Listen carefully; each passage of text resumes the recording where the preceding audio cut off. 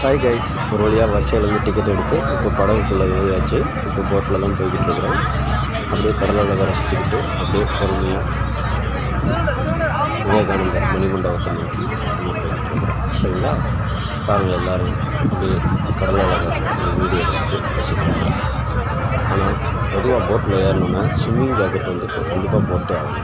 அது மட்டும் எல்லோரும் கரெக்டாக போட்டணும். சரிங்களா, யாருமே அஜாக்கிரதையாக இருக்காது.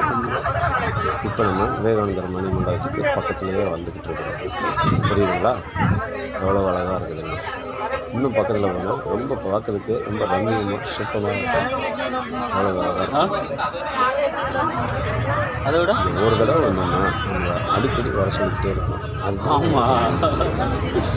எல்லா இடமும் இதுதான். திருவள்ளுவர் சிலை எவ்வளோ கம்பீரமாக இருக்குது.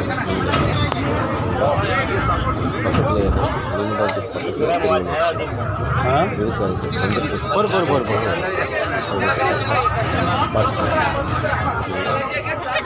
அடுத்த வீடியோ ஓகே, பாய் பாய்.